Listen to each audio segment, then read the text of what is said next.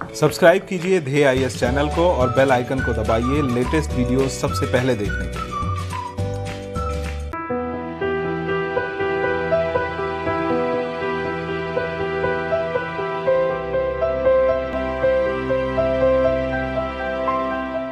नमस्कार, मैं सुनील वर्मा ध्येय आईएएस टीम की ओर से आपका स्वागत करता हूं ध्येय टीवी पर। हम बात करेंगे डेली करंट अफेयर्स के अपने प्रोग्राम पर, जैसा कि हम प्रतिदिन करते आए हैं। इस वीडियो में मैं दो टॉपिक डिस्कस कर रहा हूं। पहला जो टॉपिक है, इसमें हम बात करेंगे ट्यूनीशिया के विषय में। समझेंगे क्या ट्यूनीशिया पुनः अरब स्प्रिंग की ओर बढ़ रहा है। समझेंगे आखिर ट्यूनीशिया में इस समय क्या हो रहा है, अरब स्प्रिंग की घटना क्या थी, उसका इम्पैक्ट क्या था। वहीं जो दूसरा टॉपिक है, उसमें हम बात करेंगे जम्मू कश्मीर के एक मशरूम को जीआई टैग दिलवाने के प्रयास के संदर्भ में। समझेंगे ये मशरूम क्यों खास है, जीआई टैग क्या होता है, कैसे मिलता है। आइए इन्हीं दोनों खबरों को एक एक करके विश्लेषित करते हैं। सबसे पहले हम बात करेंगे ट्यूनीशिया के विषय में। थोड़ा सा कुछ मैप का सहारा लेते हैं, जिससे टॉपिक पर हमारी अंडरस्टैंडिंग थोड़ा बेहतर हो सके। अब यहाँ पर देखिए, आपको एक क्षेत्र दिखाया गया है। यह है आपका अटलांटिक ओशन। अटलांटिक ओशन से होकर अगर हम यहाँ जिब्राल्टर जो जल संधि है, इससे होकर यहाँ आए तो हमको यहाँ पर मिल जाएगा भूमध्य सागर। अब ये जो भूमध्य सागर है, इसके पास में आप देखिए ये रहा आपका ट्यूनीशिया, और इसका जो कैपिटल है यह है ट्यूनिस, जिसको आप देख पा रहे होंगे कि भूमध्य सागर से बिल्कुल लगा हुआ है।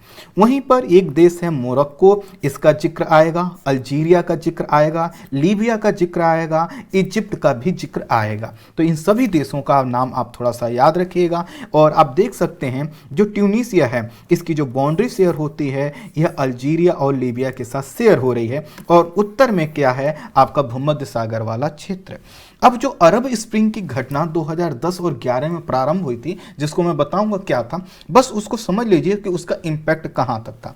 कि यह घटना स्टार्ट हुई थी ट्यूनीशिया से, लेकिन जल्द ही ये जो पूरा आप क्षेत्र देख रहे हैं, इन सभी क्षेत्रों में इसका इंपैक्ट पड़ने लगा। अर्थात जब मैं आगे आपको बताऊंगा कि अरब स्प्रिंग एक तरह का आंदोलन था, जो अपने यहाँ पर जो सत्ता पर कब्जा किए बैठे हुए शासक थे, उनको वहां की सत्ता से हटाने का प्रयास किया जा रहा था। तो इसका प्रारंभ भले ही ट्यूनीशिया में एक घटना की वजह से हुआ हो, लेकिन इन पूरे ही क्षेत्रों में क्या हुआ था, इस आंदोलन के इंपैक्ट देखे गए थे। कई जगह के जो शासक थे, जो 30 साल 40 साल से सत्ता पे बैठे हुए थे, कब्जा किए हुए थे, और उन्होंने अपने देश में जो तानाशाही रवैया अपनाया था, उसको यहाँ की जनता ने ध्वस्त कर दिया। तो अभी जो घटनाक्रम ट्यूनीशिया में हो रहा है, वह लगभग एक दशक पहले अर्थात 2010-11 में जो घटना हुई थी, कुछ वैसा ही है। इसी के कारण कहा जा रहा है क्या ट्यूनीशिया पुनः जो है कि अरब स्प्रिंग की घटना की ओर आगे बढ़ रहा है। तो अब थोड़ा समझते हैं कि आखिर क्या हो रहा है और अरब स्प्रिंग की घटना क्या थी। ट्यूनीशिया उत्तर अफ्रीका महाद्वीप में भूमध्य सागर के किनारे स्थित देश है। पूर्व में लीबिया है, पश्चिम में अल्जीरिया स्थित है। इसका जो कोस्टल एरिया है, तटीय क्षेत्र है भूमध्य सागर से लगा हुआ, वह लगभग 100 मील लंबा समुद्र तट वाला क्षेत्र है। इसके कारण इसका जो आर्थिक और राजनीतिक जो महत्व है काफ़ी ज़्यादा है।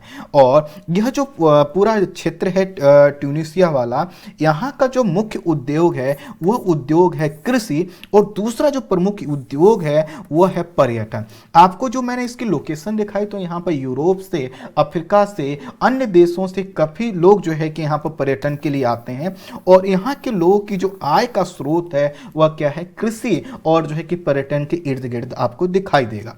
तो अब जितनी चीजें हमने बताई सबका यूज होने वाला है, इसलिए अब हम थोड़ा सा बात करते हैं पहले अरब स्प्रिंग पर, फिर मैं बताऊंगा कि वहां पे अब क्या हो रहा है। उत्तरी अफ्रीका और मध्य पूर्व में लंबे समय तक एक ही शासक का शासन रहा, जिससे तानाशाही सरकारों की स्थापना यहां पर हो गई थी। अर्थात 1970 के दशक के बाद कई ऐसे शासक इस पूरे क्षेत्र में, जो हमने आपको स्टार्टिंग में देखा, यहां पर बैठे, जिन्होंने क्या किया, लगभग 33 साल 40 साल तक क्या हुआ, सत्ता पर कब्जा किया। यह जो स्थिति थी ये ट्यूनीशिया में थी, अल्जीरिया में थी, लीबिया में थी, मोरक्को में थी, मिस्र में थी, सीरिया में थी और मध्य पूर्व के कई देशों में थी। और यहाँ की जो जनता थी इनके शासन से दुखी थी, त्रस्त थी। और जब जनता दुखी हो, त्रस्त हो और उसको कोई माध्यम मिल जाता है गुस्सा निकालने का, तो गुस्सा जरूर निकालती है। आपको याद हो तो 2010 वह समय है जब सोशल मीडिया का इस क्षेत्र में, भारत में भी अन्य क्षेत्रों में भी सोशल मीडिया का जो दायरा काफी बड़ा, और जो सोशल मीडिया का प्लेटफॉर्म मिला, यहाँ पर लोगों ने अपनी नाराजगी ही सिर्फ व्यक्त नहीं की, बल्कि एक साझा प्लेटफॉर्म पर, जैसे फेसबुक वगैरह को ले लीजिए, इस पर लोग अपनी दुविधाएं लिखने लगे, अपने कष्ट लिखने लगे, और इससे लोगों की एक यूनिटी बढ़ने लगे। और इससे क्या हुआ, जो एकजुटता बनी, उसने आने वाले समय में किसी भी घटना के कारण हुई जो आक्रोश है उसको भीड़ में बदल देने का साहस जुटा लिया। और साथ ही साथ लोगों का गुस्सा, एक दूसरे को पता चला कि आखिर लोगों के अंदर गुस्सा है क्या। इसी बीच क्या होता है, 17 दिसंबर 2010 को ट्यूनीशिया के एक स्ट्रीट वेंडर, जिनका नाम यहां पर लिखा हुआ है, उन्होंने क्या किया, सरकार और अधिकारियों पर यह आरोप लगाया कि वह हमेशा रिश्वत मांगते हैं, हमको प्रताड़ित करते हैं, और यह आरोप लगाते हुए खुद को आग लगा ली। अब जैसे ही क्या हुआ, 17 दिसंबर को ये घटना हुई, उसके बाद जैसे ही लोगों को ये सूचनाएं पहुंची, लोगों का गुस्सा जो है कि एकदम उफान पर आ गया। उनको लगा कि गरीब व्यक्ति को तो जीने का अधिकार तक नहीं है, और ये जो सरकार है, जो सत्ता है, सिर्फ संपन्न लोगों की सुनती है। और इससे क्या हुआ, तेजी से उन्हें, अब इन्होंने जो आग लगाई थी, 4 जनवरी को इनकी मौत हो गई, अर्थात कुछ दिन ये अस्पताल में रहे। लेकिन जब मौत हुई उसके बाद तो आप विश्वास नहीं कर सकते, कल्पना नहीं कर सकते, अगर आपने उस दौर को नहीं देखा है, कि लाखों की भीड़ हर जगह सड़कों पर देखने को मिल रही थी। खैर 17 दिसंबर को उन्होंने अपने आप को आग लगाई थी। 18 दिसंबर को पूरे ट्यूनीशिया में सरकार विरोधी आंदोलन प्रारंभ हो गए, और यहाँ के जो युवा थे, चाहे महिलाएं हो, पुरुष हो, बच्चे हो, सब ने क्या किया, बढ़ चढ़कर हिस्सा लिया। और इस समय यहाँ के जो राष्ट्रपति थे, उनका नाम यहाँ पर लिखा हुआ है, बेन अली, पूरा नाम भी लिखा हुआ है, यह थे। और यहाँ की सत्ता पर यह 24 साल से कब्जा किए हुए थे। तो यहाँ के जो आंदोलनकर्ता थे, उन्होंने कहा कि हमें क्या चाहिए, सुधार चाहिए, हम किसी भी चीज से नहीं झुकेंगे, हमें क्या चाहिए, यहाँ पर परिवर्तन चाहिए, और हमें चाहिए लोकतंत्र, और लोकतंत्र ऐसा जिसमें हम अपनी बात कह सकें, हमें जो है कि जीने का अधिकार हो, हमें वो सभी चीजें मिलें जो एक डेमोक्रेटिक कंट्री में मिलती हैं। आंदोलन इतना तेज हो गया, इसका प्रसार इतना तेज हुआ कि यहाँ के राष्ट्रपति को अपना पद छोड़ना पड़ा। और यहाँ पर जब इन्होंने पद छोड़ा, तो अब ये जो ट्यूनीशिया में जो घटना हुई थी, इस पूरे क्षेत्र में, जो मैंने आपको अफ्रीका का उत्तर वाला क्षेत्र दिखाया, जो मध्य पूर्व वाला दिखाया, यहाँ के लोगों को लगा कि आखिर जब एक देश के लोग अपने यहाँ के तानाशाह सरकार को हटा सकते हैं, तो जन आंदोलन से सभी देश क्या कर सकते हैं, अपने तानाशाहों से मुक्ति पा सकते हैं। और फिर क्या था, 25 जनवरी 2011, अर्थात कुछ ही दिन बाद क्या हुआ, पड़ोसी देश मिस्र में भी यहाँ की जनता ने सरकार के खिलाफ आंदोलन प्रारंभ कर दिया। और यहाँ की सत्ता पर लगभग 30 साल से हुस्नी मुबारक नाम का एक तानाशाह बैठा हुआ था, और इसके खिलाफ पूरे मिस्र में 17 से 18 दिन आंदोलन हुए, और इसके कारण इसको भी अपना पद छोड़ना पड़ा।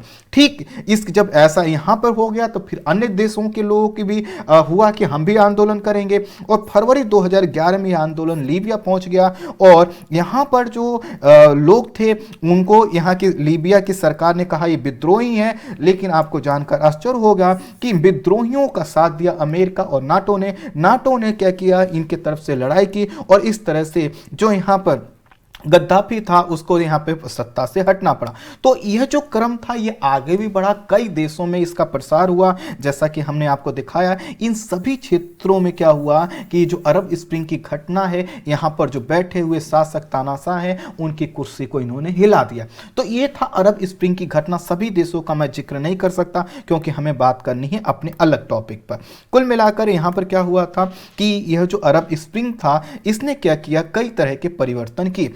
इन परिवर्तनों से आखिर लोग क्या चाहते थे, लोग चाहते थे डेमोक्रेटिक वैल्यूज का आइडिया हो, यहाँ पर स्वतंत्रता मिले, लोगों को आज़ादी मिले, साथ ही साथ यहाँ पर जो रोजगार के विकल्प हैं वह ज़्यादा हो, इनका आर्थिक विकास हो सके, शैक्षिक विकास हो सके, जीवन स्तर में सुधार आ सके, और साथ ही साथ हर तरह की सरकार को चुनने में इनकी भागीदारी हो। अब सोचिए, अरब स्प्रिंग जो है कि लाया इस वजह से गया था, लेकिन अगर वह चीज़ प्राप्त ना हो पाए तो फिर से क्या होगा, उबाल आएगा। और वही इस समय क्या हो रहा है, यहां पर ट्यूनीशिया में हो रहा है। कुल मिलाकर यहां पर ट्यूनीशिया में सत्ता तो परिवर्तित हो गई थी 11 में, लेकिन यहाँ के लोगों को पिछले लगभग एक दशक में वह सब हासिल नहीं हो पाया जो उनके आंदोलन का मुख्य उद्देश्य हुआ करता था। प्रश्न क्या आएगा, क्या कि इन लोगों ने जो अरब स्प्रिंग में जो ट्यूनीशिया से प्रारंभ हुआ था, तो ट्यूनीशिया के लोगों ने जो एक मृत्यु के बाद जो आंदोलन किया, इसका उद्देश्य क्या था? उद्देश्य था राजनीतिक स्वतंत्रता प्राप्त करना, शासन में सुधार करना, लोकतंत्र की स्थापना करना, समावेशी विकास करना। समावेशी विकास का मतलब ये समझ लीजिए कि सभी क्षेत्रों के सभी लोगों का, सभी वर्गों का क्या होना, विकास होना, शैक्षिक और जो है कि स्वास्थ्य के क्षेत्र में सुधार होना। लेकिन आपको जानकर आश्चर्य होगा कि 2011 के बाद से अब तक यहाँ के 10 सालों में लगभग 12 सरकारें जो है कि आई और गई हैं। अर्थात यहाँ पर जो राजनीतिक अस्थिरता बनी हुई है, जिसके वजह से यह कहा जा रहा है कि आम सहमति वाली सरकार यहाँ पर नहीं चल पा रही है। और जब सरकार नहीं चल पा रही तो सरकार से जो उम्मीदें की गई थी वह कैसे चलेंगी, इस कारण लोगों का यहाँ पर गुस्सा है। साथ ही साथ यहाँ की जो नौकरी करने वाले लोग हैं, वह उनको समय से वेतन नहीं मिलता, और जब वेतन नहीं मिलता तो ये लोग क्या करते हैं, हड़ताल करते हैं, विरोध प्रदर्शन करते हैं। चूंकि सरकारें अस्थिर हैं, यहाँ के जो स्वास्थ्य कर्मी हैं, जो शिक्षा विभाग से जुड़े लोग हैं, उनको समय पर वेतन नहीं मिल रहा। इससे स्वास्थ्य, परिवहन और जितने भी अन्य क्षेत्र हैं वहां पर आए दिन हड़ताल होती है, विरोध प्रदर्शन होते हैं, जिससे इनका जो आर्थिक विकास हो सकता था वो नहीं हो सकता। यहाँ के लोगों की जो वित्तीय और जो सामाजिक स्थिति है वो काफ़ी कमज़ोर हुई है, क्योंकि यहाँ पर भ्रष्टाचार जो कि पहले था वो अभी भी बना हुआ है, सरकारी सेवाएं कमज़ोर हो रही हैं, और यहाँ के लगभग 1/3 जो यूथ हैं, युवा हैं, वह बेरोजगार हैं। और बेरोजगार युवा कभी भी किसी भी देश के लिए अच्छा नहीं होता, ना तो बाहरी के देश के लिए, ना हमारे देश के लिए। इसीलिए जो सरकारें हैं, आपने देखा होगा जब भी जो है कि चुनाव आता है तो सबसे पहले जो एजेंडा किसके सामने रखा जाता है, वह रखा जाता है यूथ के सामने, क्योंकि यूथ के अंदर जो ऊर्जा है वो सरकार को हिला सकती है। खैर, हम बात कर रहे हैं ट्यूनीशिया पर, तो यहाँ पर जो IMF ने बहुत सारे इनको कर्जा दिया है, जिसकी वजह से इन पर आर्थिक दबाव भी है। और इस समय जो संसदीय प्रणाली वहां पर है वह जो है कि सही से कार्य नहीं कर पा रही, और कहा यह जा रहा है कि राष्ट्रपति के पास कोई ताकत नहीं है, इसलिए उसको हटाया जाना चाहिए। और इस समय क्या हुआ है, चूंकि कोरोना का फेज आया है, तो न तो कृषि के उत्पादों के सही मूल्य मिल पा रहे हैं, ना तो पर्यटन हो पा रहा है, और यहाँ की जो युवा है पहले से बेरोजगारी और कई तरह की चुनौतियों का सामना कर रही है। इसके कारण ये फिर जो युवा हैं, ये जो लोग हैं, सड़कों पर उतर आए। इस समय फिर से ट्यूनीशिया में कई तरह के शांतिप्रिय और हिंसक आंदोलन हो रहे हैं, और इसके कारण 1000 से अधिक लोगों को गिरफ्तार किया जा चुका है। पिछले 10 दिनों से यहाँ पे आंदोलन हो रहे हैं, और लोगों ने कई ग्रुप और कई समूह बना लिए हैं, और ये किसी स्थान पर इकट्ठा होते हैं। और यहाँ पर जो है कि इनका असंतोष है, या फिर इनके पास जो संसाधनों की कमी हो, इस रूप में है कि सार्वजनिक और निजी संपत्ति को नुकसान पहुँचाते हैं, दुकानों को लूट कर ले जाते हैं। और साथ ही साथ चूंकि यहाँ पर जो आर्थिक पिछड़ापन है वह जो है कि सभी क्षेत्रों में नहीं है, उन क्षेत्रों में है जो सघन क्षेत्र हैं, जो मतलब आपने देखा होगा कि जो शहर होते हैं विकसित होते हैं, जो ग्रामीण क्षेत्र होते हैं कम। तो यहाँ जो बड़े बड़े शहरों के पास के जो क्षेत्र हैं वहाँ पर क्या है, काफ़ी ज़्यादा असमानता है, पिछड़ापन है। और इसी के कारण क्या है कि यहाँ की बड़ी आबादी अब इन आंदोलनों में शामिल हो रही है, जो पहली बार जो आंदोलन हुए थे उसमें इतनी ज़्यादा शामिल नहीं होती। अर्थात यहाँ पर एक जो है कि आपको वर्ग संघर्ष भी देखने को मिल रहा है। यहाँ पर जो सरकार को ये लग रहा है ऐसा ना हो कि चूंकि परिस्थितियाँ लगभग कुछ वैसे ही क्रिएट होती जा रही हैं जो पहले 10 वर्ष पहले थी, इसी के कारण सरकार जो है कि पुलिस और जो है कि सेना का सहारा ले रही है। और पुलिस और सेना का भले ही सहारा ले, लेकिन जब हमने कहा 1/3 युवा बेरोजगार हैं, और जो कि स्लोगन दे रहे हैं कि employment is a right not a favour, अर्थात जो है कि हम रोजगार हमारा अधिकार है, हमें आपकी खैरात नहीं चाहिए। तो जब इस प्रकार के नारे होंगे, हर वर्ग परेशान होगा, राजनीतिक और प्रशासनिक अस्थिरता होगी, तो क्या होगा, कहीं ना कहीं ये जो आंदोलन है सरकार को अस्थिर कर देगा। और यही सब हो रहा है। तो कहा यह जा रहा हो कि ऐसा ना हो कि यह जो असंतोष है, यह असंतोष अरब स्प्रिंग जैसे ट्यूनीशिया से अरब स्प्रिंग फैला था, सभी उन देशों में फैल जाए जहां जहां पे गरीबी है, बेरोजगारी है, भ्रष्टाचार है, करप्शन है, असमानता है। तो कोई बड़ी बात नहीं है कि अगर ऐसा आंदोलन पहुंचता है। कोरोना के कारण चूंकि यहाँ की अर्थव्यवस्था खासकर पर्यटन पर निगेटिव इम्पैक्ट पड़ा है, इसलिए यहाँ का जो असंतोष है वह काफी चरम रूप में दिखाई दे रहा है। तो आई होप आप समझ पाए होंगे कि ट्यूनीशिया में क्या हो रहा है। अब हम बात करते हैं कश्मीर के मशरूम के विषय में, जिसको जीआई टैग दिलवाने का प्रयास किया जा रहा है। इसका नाम है गुच्ची या फिर मोरल। सबसे पहले समझेंगे कि क्या होता है जीआई टैग। जीआई टैग, जिसको हिंदी में अगर जीआई टैग का जो फुल फॉर्म होता है वो होता है ज्योग्राफिकल इंडिकेशन। इसकी हिंदी होती है भौगोलिक संकेतक। और जीआई टैग मतलब किसी उत्पाद का क्या होता है, एक प्रतीक होता है, एक चिन्ह होता है। जिस चीज के साथ जीआई टैग लगा होगा उसका मतलब वह कुछ विशिष्ट है। यह उत्पाद की एक विशिष्ट भौगोलिक उत्पत्ति, विशेष गुणवत्ता या पहचान के आधार पर दिया जाता है। अर्थात वह जो प्रोडक्ट है कुछ खास होता है और उसकी खास पहचान को बनाए रखने के लिए यह दिया जाता है। तो वह जो उत्पाद होता है या तो वह किसी एक स्पेशल क्षेत्र में होता होगा, या फिर उसका कुछ विशेष गुण होगा, या फिर उसकी जो अलग कोई प्रसिद्धि होगी जिसके आधार पर दिया जाता है। जीआई टैग उस उत्पाद की गुणवत्ता और उसकी विशेषता को क्या करता है, दर्शाता है। और इसी के कारण जो जीआई टैग वाले उत्पाद हैं आपको काफी महंगे दिखाई देंगे। किसी उत्पाद की जीआई टैग के लिए आवश्यक है कि उत्पाद का जो उत्पादन है या जो उसकी प्रोसेसिंग है, उसका निर्माण है, किसी जो है कि उसी क्षेत्र में होना चाहिए जिसके लिए जीआई टैग प्रदान किया जाता है। जैसे कि हम कहें कि बासमती चावल, तो बासमती चावल उन पंजाब के कुछ क्षेत्रों में होता है। आप कहेंगे कि मध्य प्रदेश वाले क्षेत्रों में भी हो रहा है, वहाँ का भी जो है कि जीआई टैग की बात हो रही है। तो कुल मिलाकर यहाँ पर जो जीआई टैग है खासकर एक क्षेत्र के उत्पाद को ही दिया जाता है, लेकिन किसी विशेष फसल को जो है कि अन्य क्षेत्रों के लिए भी दिया जा सकता है। भारत में जीआई टैग को किसी विशेष फसल, प्राकृतिक या निर्मित उत्पादों को प्रदान किया जाता है। कई बार जीआई टैग को एक से अधिक राज्यों में पाई जाने वाली फसलों या उत्पादों को प्रदान किया जाता है। उदाहरण स्वरूप बासमती चावल पर पंजाब, हरियाणा, दिल्ली, हिमाचल प्रदेश, उत्तराखंड राज्य का क्या है, अधिकार है। भारत में सबसे पहले दार्जिलिंग की चाय को वर्ष 2004 में जीआई टैग प्राप्त हुआ था।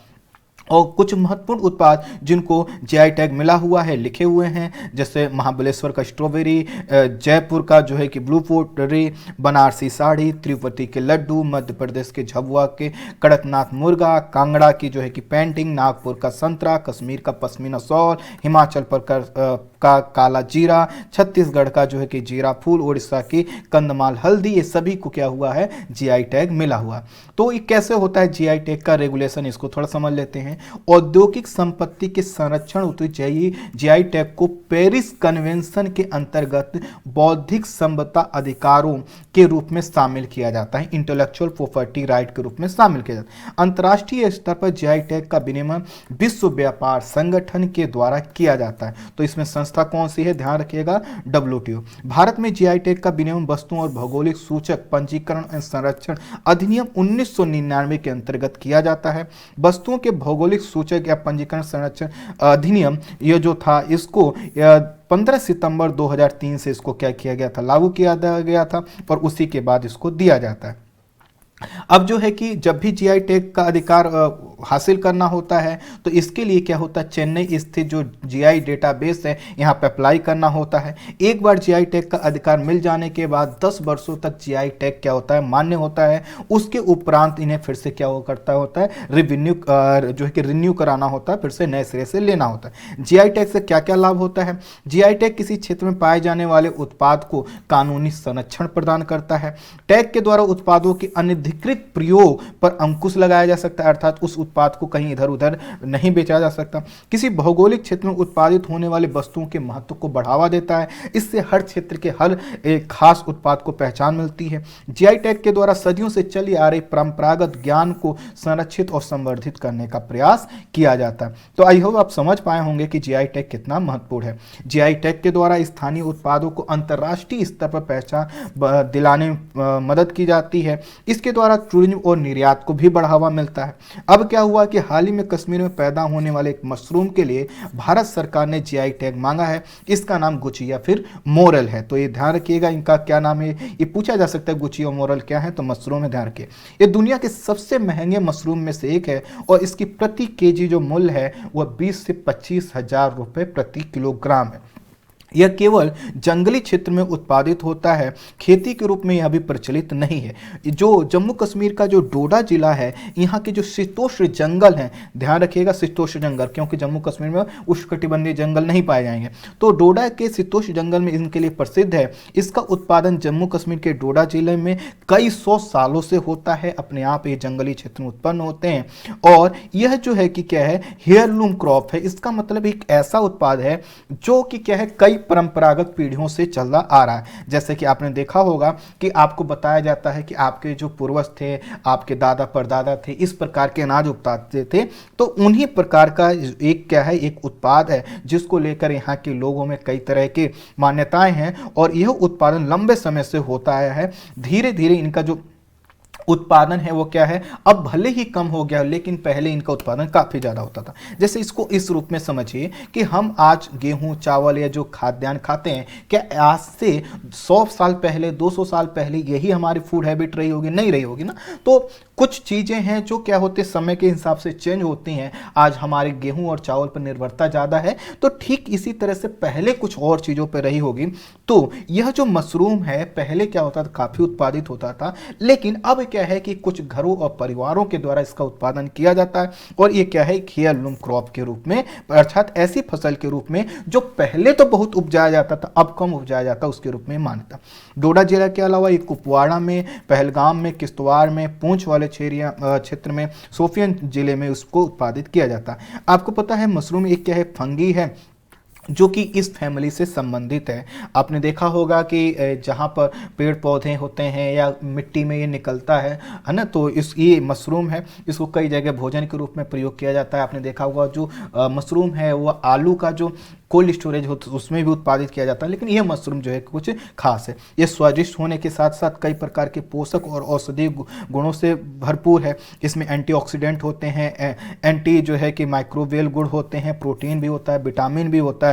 और इसका जो जम्मू कश्मीर में वार्षिक उत्पादन काफ़ी कम, लगभग 45 टन लगभग होता है, जो कि बहुत ज़्यादा नहीं है। और इसके बाद इसको जो है कि मार्च के बाद जब बर्फ़ पिघलती है तो इन जंगली क्षेत्रों से इसका एकत्रीकरण किया जाता है। और इसी को और जो है कि जीआई टैग देकर यहाँ पर जो इन पर निर्भर लोग हैं उनकी आय को बढ़ाने का प्रयास भारत सरकार के द्वारा किया गया। जब इसको जीआई टैग मिल जाएगा तो मैं ज़रूर आपको अपडेट करा दूंगा। आज की वीडियो में इतना ही। Thank you so much.